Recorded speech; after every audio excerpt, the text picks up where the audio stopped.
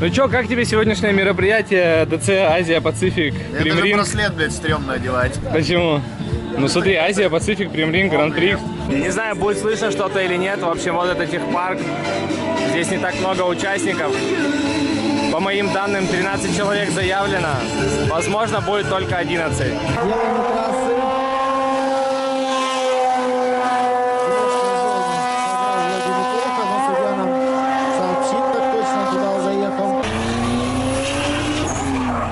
Хорошая постановка, раннее открытие, все пока здорово.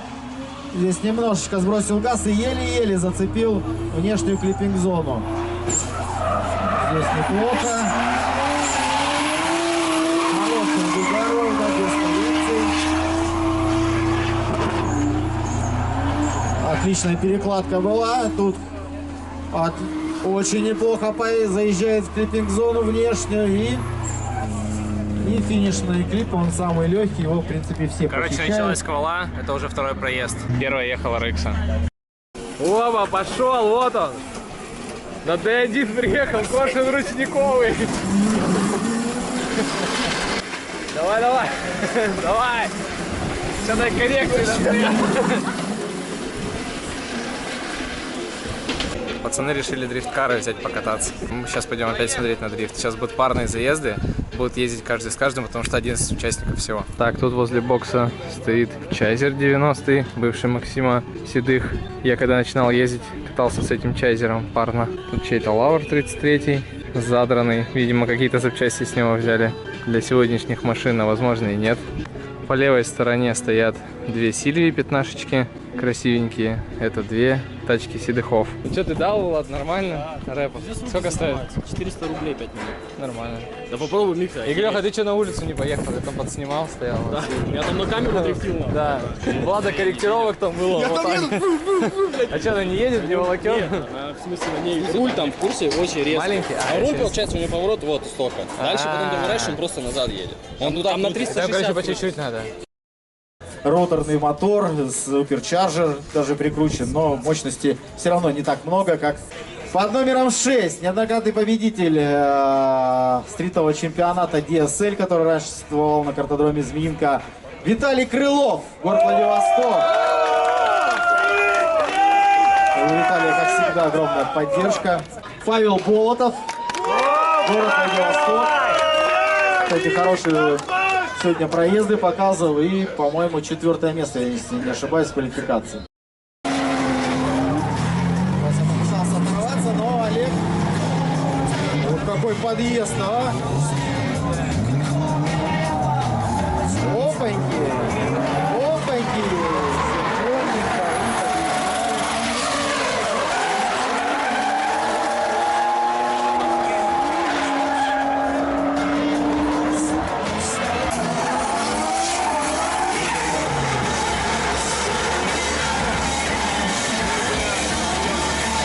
Смотри, как Даня хорош, да?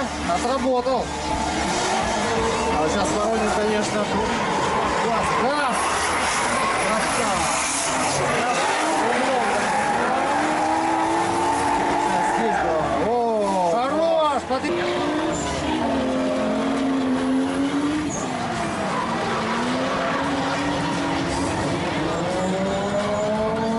Воронин, конечно, на постановке был получше, чуть-чуть здесь запаздывает. Олег запечатали. Так, и слышим.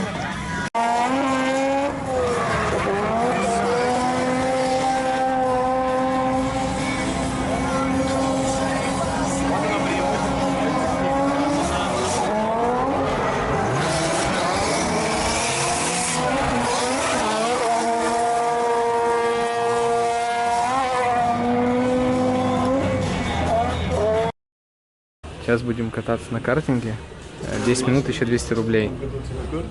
Серега будет кататься на картинге, Влад и Игореха. Гонщик номер 9, это Влад. Игореха 7, а Серега 8. Сейчас бестолковую информацию сняли вообще. А она никак не привязывается к машине. Забудь, это что там написано. Ух и стружит техника. Короче, вообще офигенно. Катули руки прям забиваются. Влад, что, как нормально? Блин, ну такой технике, конечно, нужен подход. Нужно тренироваться по-любому.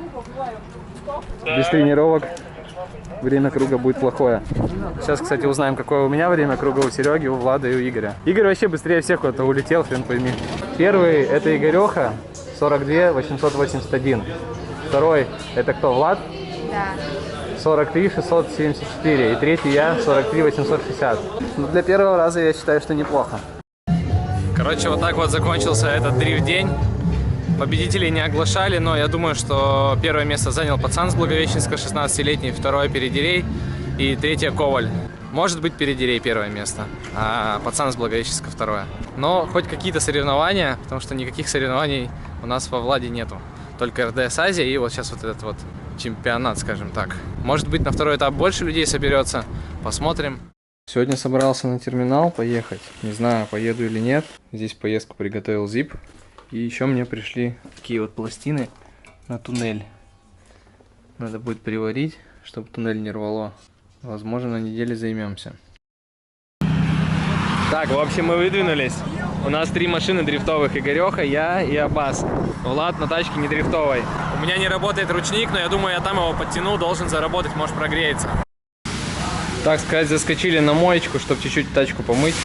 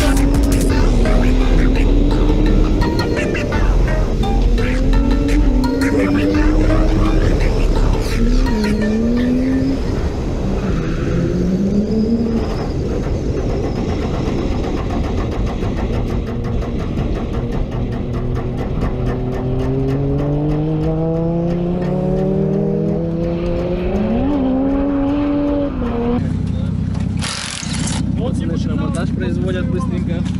Оп, треугольничек. Так, у нас операция переобувка. Правое колесо уже в ноль. Ладно, что по обстановке у меня? У меня сзади стояли зимние бананы. Короче, они здесь взорвались как-то непонятно. Только одна часть стала мотоциклетной, а одна часть еще целой. Жестко бахнуло. Чуть-чуть даже испугался. Блять, на 90-ке было полегче как-то ехать. У меня ощущение, что резина, блядь. Ложем ехал. А? Ложем был.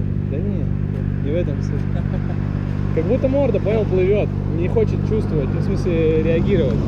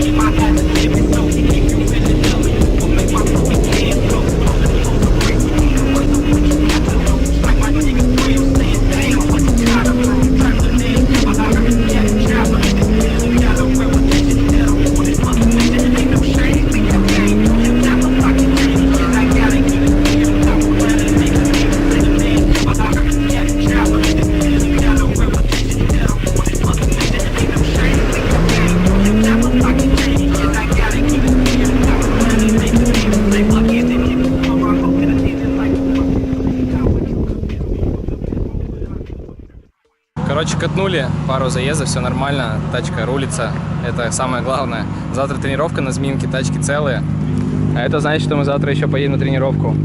Короче, правую резину все опять скатал, слик. В пике буст был килограмм. полезная вещь. Мотоцикл, да? Игореха мотоцикл. В жизни мы ехали, нормально все было. Я говорю, вода там 120. Все, хватит, прямо едем, и колесо. Так, один чайзер не готов, второй чайзер готов. Сейчас поедем на тренировку, уже все переобул, поднял морду на 2 сантиметра. Ну, в целом все ок. Сейчас чуть покатаемся. Так, Серега за рулем, не матерись. Я как будто сцепления нет. Не матерись за рулем. А, все, без матюков. Да. Панельку подключил. Панельки не ломай. Серега первый день за рычагами. Там что-то разворачивает кого-то, вот именно на вот это, на перекладке, понял? Кого? Стаса? Да хрен его знает.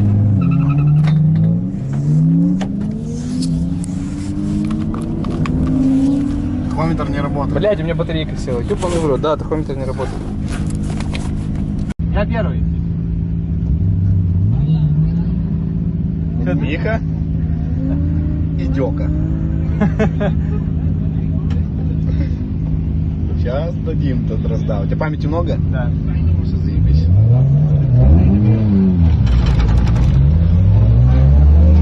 Не сыпь, блядь, ты с кем едешь? С кем еду? С Айкевичем.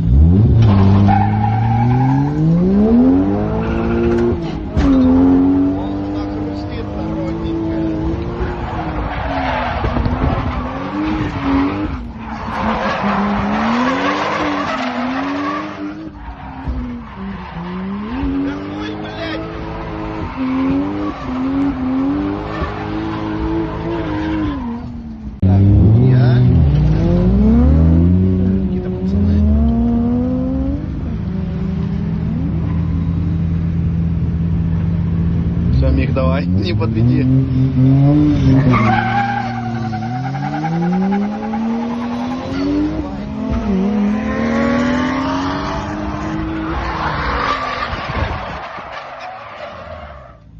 Ох, не вывез китку. Владос.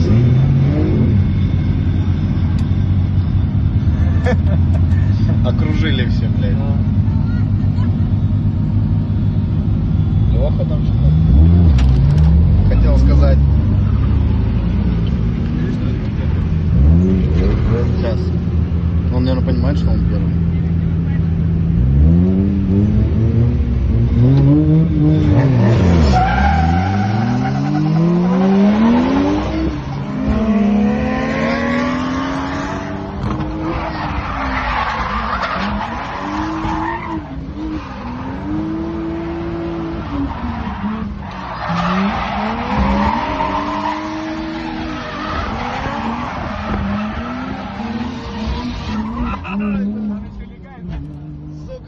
Так, ну и вся басота вокруг одного человека знаменитого, вот этого вот. Сегодня с ним прокатились парно, что-то получилось. Попозже видосики будут. Чайзер, кстати, стружит. Короче, вчера приезжаю на тренировку, и у меня садится камера, я ничего не снимаю. Приезжает Дайго Сайто на тренировку, и просто все начинают с ним фототься, гонять. Я выезжаю на трассу и понимаю, что Дайго Сайто едет за мной. Думаю, ну ладно, проезжаю, стою рядом с ним. Он говорит, типа, давай теперь я первый, ты второй. И все, и мы, короче, с ним закусились, я не знаю, мы проездов 6-7 сделали. Вообще офигенно с ним ехать, типа, доверяешь полностью, закидываешься в него, он газ открывает и едет. Не со всеми так можно поездить на Змеинке, некоторые вафлят, там кто-то вовнутрь едет, ему пофигу, он везде газ нажал и по широкой помчался. От заезда впечатлений было куча, жалко, что не снимал на камеру. Для меня это очень крутой опыт, проехать с таким пилотом, это было очень круто. Чайзер вчера отпахал полную тренировку, 3 часа вчера тренировались, ничего не сломалось, все рулится, все четко. Резину надо срочно менять, она андерстирит. Вчера катали на TH 201, 215 покрышке, сточили ее в ноль, уже поставили новую. Немножко мне Sky дал по бамперу, слетели стопы, ну в целом нормально. Поставим на место на хомуты и все будет ок. Еще у меня перестал работать ручник после терминала, мне приходится его подтягивать там каждые полчаса, скорее всего там уже нету колодок. И вчера под конец заездов я уже ездил просто без ручника, ставился так в раскачку, чуть-чуть ручник и в тормоз. Можно было ехать, но не так эффектно, как с ручником. Вот так стерся 201 TH, 215. Правое колесо вообще у нас взорвалось. а левая еще чуть-чуть есть. Это за 3 часа тренировки. Еще вот эти диски, которые с фашки у меня остались, они очень боевые, на них уже столько проехали, но есть на них один косяк. И сейчас этот косяк становится все больше и больше. Вот луч треснул, вот луч треснул. Эти два луча вообще, получается, не работают. Здесь уже пошла трещина. Вот, получается, луч треснул полностью. Это вот один. Второй тоже полностью треснул, трещина есть. Тут начинается трещина, тут тоже начинается. Получается, сейчас диск держится на одном луче и два с трещинами. Интересно, насколько его хватит. Стриту я на таком диске не катаю, только на змеинке. Хотя как стриту не катаю, на терминале я катался на этом диске. Стараюсь не кататься на них в стриту, потому что может случиться что-то плохое. Так, это мои стопы. Задняя вставка на две части разлетевшаяся. И стоп. Вот так вот разбили мне стоп. Ладно, это починим, это не вопрос. На Чайзер уже куплены задние ступицы. Надо сделать регулируемые рычаги. Еще по моим наблюдениям, вот эти швы, которые я здесь проваривал, начинают трескаться рядом. Это плохо. Надо тоже заваривать, снимать герметик, усиливать, потому что даже вот здесь герметик рвется. Короче, кузов трещит по швам, но едет. Чайзер в гараже, это значит, что его ждут изменения. Сзади выстрочили немного жопу, потому что она была мятая. Подправили зазорчики. Будем ставить расширение и колеса в ноль. И сегодня я вам расскажу, как сделать бюджетно сзади развал в ноль на GZX. Покупаем вот такие вот рычаги. Это Toyota RAV4. Кузов, по-моему, оса 30. В общем, у них задние рычаги с регулировкой. Отрезаем вот эту вот часть, которая нам не нужна будет. Также отрезаем наконечник примерно вот эту метку, которая здесь есть. Берете рычаг под стаб, обрезаете его примерно вот здесь. И потом регулировку, которую вы отрежете, вот как здесь показано. Вот эту часть нужно будет сточить, чтобы она влезла вот сюда. Либо на токарнике, либо турбинкой, кто как может. И у вас получается с одной стороны этот рычаг остается, с другой стороны у вас вот такой вот цилимблок. Все это дело будет на регулировке скручиваться как надо. Также можно не ставить эксцентрики, а просто закрутить болтом. Чтобы сделать схождение, вам нужно рычаг укоротить на 1 сантиметр. Делается это просто, отрезается сантиметр, вставляется какая-нибудь направляющая, и все это обваривается по кругу. Эксцентриком выводится схождение. Такой вот лайфхак с рычагами. Все это стоит копейки, а если покупать кит подвески назад, это 4 рычага, выходят они в 10-12 тысяч рублей.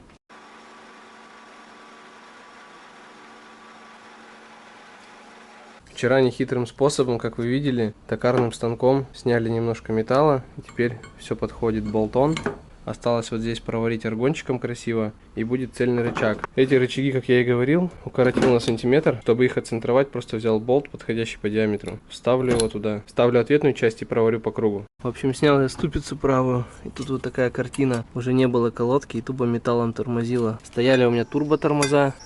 Теперь будут стоять Atmo 2.5. Тут хорошие колодки, еще очень хороший остаток, должно хватить на сезон. Если что, я вторые еще прикупил. Чайзер пока в таком состоянии, не до конца собранном. Но я думаю, скоро уже подсоберем. Еще купил фендера, такие, попозже их примерю, покажу, как стоят. И надо сделать привода. У меня два правых, и у обоих пыльники уже все закончились. В общем, я психанул и решил отрезать жопу. Потому что нету смысла ее оставлять, она вся гнилая, вон там просто труха. Смысл от нее — это лишний вес, и с ним ничего не сделаешь. Сейчас, короче, пильну и буду собирать ходовку.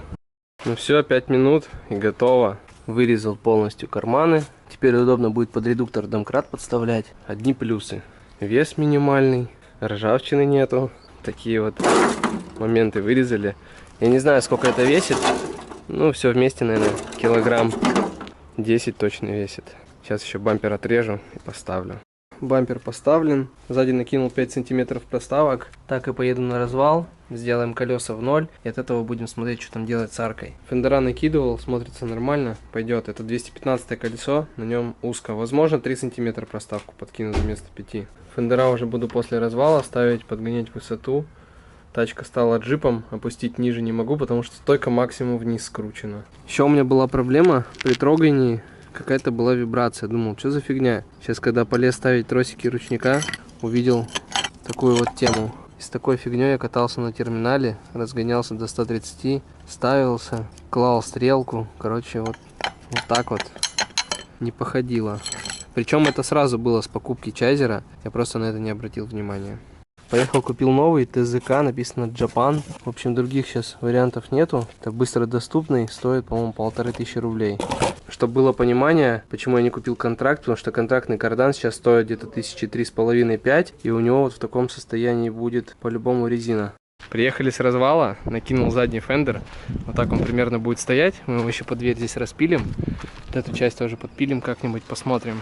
Ну, вот, я думаю, стилистика передних фендеров и задних совпала. Сегодня будет тренировка, как вы видите, идет дождь, скорее всего будет влажная. Еще хочу подпилить чуть-чуть арочку, потому что она мне все-таки не дает покоя. Как-то оно не очень выглядит, особенно вот в этом месте. Зато теперь можно снизу сразу все увидеть, какие есть недочеты по ходовке и так далее. И, кстати, сдали на металл багажник, вышло на 300 рублей. Вот сегодня подзаправимся.